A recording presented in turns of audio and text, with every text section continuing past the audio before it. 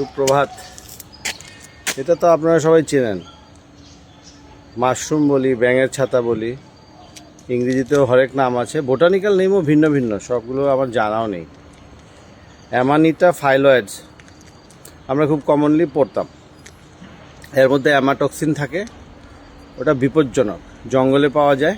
বুনো মাশরুম খেয়ে পেট খারাপ, বমি নিয়ে অনেকে ভর্তি হতেন আগে। রেগার কাজকর্ম করতে গেলে মাশরুম তুলে জংলি আলুর সঙ্গে বা গোল আলুর সঙ্গে রান্না করে, ব্যারমা বা শুটকি দিয়ে রান্না করে খাওয়া খুব কমন। তারপরে অনেকগুলোর ক্ষেত্রে সিরিয়াস পয়জনিং হয়। ওই পয়জনিং অনেক সময় কিডনি, লিভারের জন্য ক্ষতিকারক, মানে ফেলিয়ারে যেতে পারে, পেশেন্ট মারা যেতে পারে, ডেডলি টক্সিন আছে। এছাড়া যেগুলো চাষ হয় এরা খুবই ভালো, সুপারফুড বলা হয়। কেন? নিউট্রিয়েন্টস প্রচুর, ক্যালোরি একেবারে কম থাকে। 100 গ্রাম আপনি যদি মাশরুম খান তার মধ্যে আপনি খুব কম ক্যালোরি পাবেন। সেই সঙ্গে যারা পাতলা হতে চাইছেন তাদের জন্য এটা ব্যবহার করা হয়। আজকাল বলা হয় বেশি করে মাশরুম খান, আলুর উপর ভাতের উপর চাপ কমান। তো এটা কৃষক ভাইদের জন্য, আমাদের কৃষক বন্ধুরাও বা কৃষিজীবীরা বলেন, মানে কৃষি বৈজ্ঞানিকরা, কৃষিবিদ যারা রয়েছেন, মাশরুমের মধ্যে ক্যালোরি কম, ফ্যাট একদম কম থাকে। কিন্তু এই জিনিসটাকে সারা পৃথিবীতে ব্যবহার করা হয়। আমাদের ত্রিপুরী সম্প্রদায়ের মধ্যে গোদকে মাশরুম আজকাল প্রায়ই ব্যবহার করা হয়। এগুলোকে বাজারে কিনতে পাওয়া যাচ্ছে, বিভিন্ন নামে থাকে। বাটন বা বুতামের মতো দেখতে, বড় বড় কোটের বুতামের মতো বাটন মাশরুম আছে, ক্রিমিনি আছে, ওয়েস্টার আছে। শামুক মানে ঝিনুকের ভেতরের জায়গাটার মতো না এটা দেখতে, এই জন্য ওয়েস্টার নাম। তো এর মধ্যে বিভিন্ন ধরনের অ্যান্টিঅক্সিডেন্টের সঙ্গে সঙ্গে হাই ফাইবার থাকে, এবং এগুলো আপনি বিভিন্ন খাবারের সঙ্গে, কখনো সবজিতে রান্না করলেন, কখনো শুটকি মাছ দিয়ে রান্না করলেন, কখনো মাংসের সঙ্গে আলুর বদলে রান্না করলেন, এই ধরনের রান্নায় মাশরুমকে যথেচ্ছভাবে ব্যবহার করুন। তাতে আপনার অন্যান্য জিনিসের উপরে প্রেশারটা কমবে, সবজির সঙ্গে মিশিয়ে দিলে গুণগত মান বাড়বে, এবং ওজন কমাতে খুব ব্যবহৃত হয়। এর মধ্যে ফ্যাটের পরিমাণ খুব কম, এবং ফাইবারের মধ্যে খুব সুন্দরভাবে ফাইবারকে শরীর ব্যবহার করতে পারে।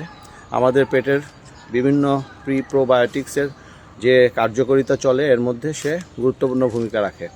এবং মাশরুমকে মনে রাখবেন যে এর মধ্যে ভিটামিন ডির প্রিকর্সার হিসেবে থাকে। সুতরাং এগুলো যারা নিয়মিত গ্রহণ করে, রোদে যায়, তাদের ভিটামিন ডির অভাব দূর হতে সাহায্য হয়। খাদ্যের মধ্যেই আপনার সমস্ত জিনিস লুকিয়ে থাকে। সুতরাং খাদ্যকে গুরুত্ব দেবেন। এবং মাশরুম আমাদের দেশে, আমাদের এই রাজ্যের বিভিন্ন বাজারে এখন পাওয়া যাচ্ছে।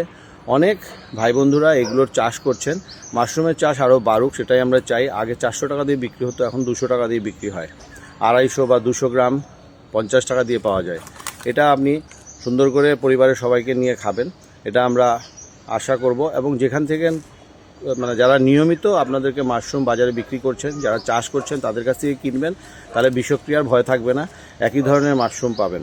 সুতরাং আমরা দেখছি যে ভিটামিন B2, B5 এটার মধ্যে খুব আছে, এবং এই B3, B2, B5 আপনাদেরকে বিভিন্নভাবে সাহায্য করবে। শিশুদের জন্য মাশরুম সুপাচ্য, বয়স্কদের জন্য, মাঝবয়সীদের জন্য। যাদের IBS-এর মতো প্রবলেম আছে তাদেরকে একটু বলা হয়, ইরিটেবল বাউল সিন্ড্রোমের পেশেন্টদেরকে মাশরুম একটু এড়িয়ে চলতে বলা হয়। আদারওয়াইজ মাশরুমকে বলা হয় যে, মানে যারা নিরামিষ খান তাদের মাংস হিসেবে বলা হয়। যেমন কাঁঠালের ইঁচড়কে, কাঁচা কাঁঠালের ইঁচড়কে আমরা অনেক সময় আগে বলতাম, এখনও বলি যে ব্রাহ্মণের পাঁঠা বলা হয়। মানে যারা পাঁঠার মাংস খান না তাদের জন্য ওটাকে মাংসের মতো করে রান্না করা হয়। ঠিক একইভাবে এটাকে আপনারা ব্যবহার করতে পারেন বাজারে, তাতে আমাদের সমৃদ্ধিটাও বাড়বে, এবং আমাদের যারা এর উপরে ব্যবসা করছেন তাদের জন্য উপকার হবে, এবং আমরা যারা এটা গ্রহণ করব তাদের জন্য ভালো হবে। এবং রবিনও মাশরুম খুব পছন্দ করে, এই জন্য বারবার চেয়ে আছে রবিন মাশরুমের দিকে। রবিন, সে hello to mushroom, don't take, bye bye, ভালো থাকবেন।